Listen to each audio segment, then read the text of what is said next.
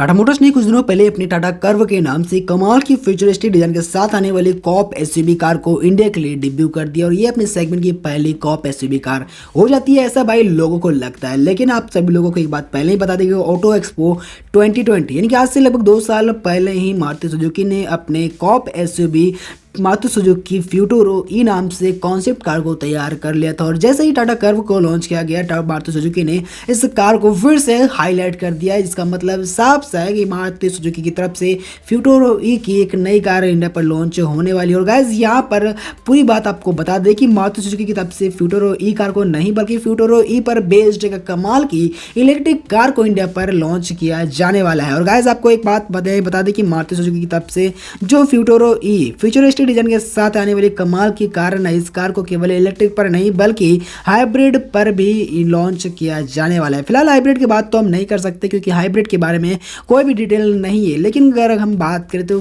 Suzuki की फ्यूटुरो ई जो है ना, वो टाटा कर्व से भी 1-2 कदम आगे रहती है क्योंकि गाइस इस कार पर कुछ ज़्यादा ही कमाल के फीचर डाल दिए गए हैं। और फिलहाल मारुति सुजुकी की तरफ से लॉन्च की जाने वाली फ्यूटुरो ई कार जो है ना, इस कार को एक नया मिशन दिया गया है, जिस कार का मिशन का नाम दिया गया है ग्रीन मिलियन, यानी कि पूरे भारत को 10 लाख से ज़्यादा इको फ्रेंडली कार प्रोवाइड करना मारुति सुजुकी का एक मिशन है, जो कि काफ़ी जल्द इंडिया पर सुजुकी कंपनी वाले पूरा करने वाले हैं। और गाइस इस कार को इलेक्ट्रिक और हाइब्रिड इन 2 पावर ट्रेन पर लॉन्च किया जाएगा। तो अगर हम बात करें मारुति सुजुकी के फ्यूटुरो ई कॉन्सेप्ट कार की ऑफिशियल डिटेल के हिसाब से, तो ये कार 4 सीटर कॉप एसयूवी होने वाली, जो अपने सेगमेंट की पहली कॉप एसयूवी कार रहेगी। और इसमें कार पर आप सभी लोगों को मिलेगी 19 इंच के प्रीमियम लुक के साथ वाली एलॉय व्हील, जो आप भाई देख सकते हैं काफी कमाल की डिजाइन के साथ में लॉन्च की जाएगी। और गाइस इसके फ्रंट लुक की तरफ देखिए तो काफी कमाल की फ्यूचरिस्टिक डिजाइन आपको सभी लोगों को देखने को मिलती है, जो कि पूरी तरह से एलईडी फिटेड लाइट्स के साथ में आती है। और इसकी डीआरएल्स भी आपको एक कमाल की शेप पर देखने को मिलती है, जिसमें आपको डीआरएल्स की तरफ देखिए तो भाई राइट टू लेफ्ट पूरी लाइनिंग पर डीआरएल्स देखने को मिलती है, जो कि क्रोम ग्रिल का काम करती है। गाइस सच में ये इसकी जो डीआरएल्स है वो काफी ज्यादा प्रीमियम और एक फ्यूचरिस्टिक डिजाइन वाली देखने को लगती है। और गाइस ये सेम डिजाइन जो है ना, इसके टेल लैंप्स पर भी इंटीग्रेट किया गया है। तो राइट टू लेफ्ट वाली डीआरएल्स वाली फील आपको इसके एलईडी टेल लैंप्स पर भी देखने को मिल जाएगी, जो कि काफी ज्यादा कमाल की डिजाइन और प्रीमियम लुक के साथ में आती है। और साथ में इसकी फ्रंट और रेयर की जो इंडिकेटर्स है वो सेम इसकी डीआरएल्स और साथ में इसके टेल लैंप्स पर इंटीग्रेट कर दी गई, तो गाइस और भी ज्यादा प्रीमियम इस कार को ये चीजें बना देती है। और साथ में इसके साइड वाले इंडिकेटर्स की बात करें तो वो इसके ओआरबीएम पर इंटीग्रेटेड है, लेकिन फिलहाल अगर हम बात करें इस कार की तो इस कार पर ओआरबीएम आपको देखने को नहीं मिलता है, बल्कि ओआरबीएम की जगह पर आप सब लोगों को एक कैमरा दे दिया गया, जिसकी जो पूरी तरह से लाइव फुटेज आपको इसके इंटीरियर डैशबोर्ड पर देखने को मिल जाएगी। तो गाइस ये और भी ज्यादा प्रीमियम बना देती है और एक फ्यूचरिस्टिक डिजाइन भी बना देती है इस कार के लिए। और साथ में अगर इस कार की बात करें तो गाइस यहाँ पर आप सब लोगों को इसकी जो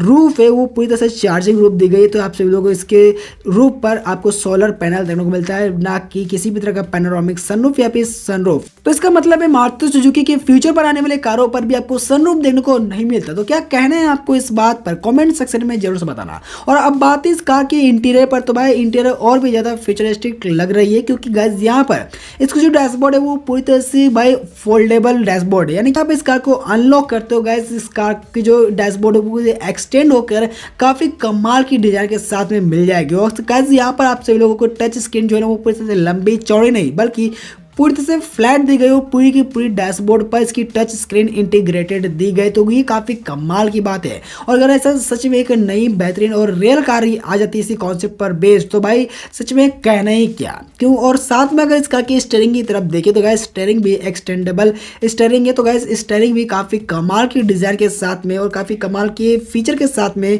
आने वाली स्टीयरिंग आपको इस कार पर दी गई। और अगर हम इसके टच स्क्रीन की साइज की बात करें तो भाई इतनी लंबी टच स्क्रीन है जिसकी साइज की बात हम नहीं कर सकते और ऑफिशियली इसके टच स्क्रीन की साइज को फिलहाल क्लियर नहीं किया गया, लेकिन पूरी की पूरी डैशबोर्ड पर आपको डिजिटल डिस्प्ले दिया गया जो कि टच स्क्रीन के साथ में आती है। और साथ में आपको यहाँ पर टाटा सियरा और साथ में टाटा कर्व की तरह स्विंग वाली फ्रंट सीट्स मिल जाती है, यानी कि फ्रंट की सीट जो है वो 360 डिग्री पर रोटेट भी करती है। और साथ में इसकी जो रेयर सीट है वो फ्रंट से लेकर रेयर तक पूरी तरह से एक्सटेंड हो जाती है और साथ में इसकी आर्मरेस्ट भी रेयर सीट की तरह एक्सटेंड हो जाती है। और कुल मिलाकर इसकी जो आर्मरेस्ट है वो पूरी तरह से डिजिटल डिस्प्ले के साथ आती है। तो सभी तरह के कंट्रोल आपको इसकी आर्मरेस्ट पर देखने को मिल जाती है। तो भाई इसकी इंटीरियर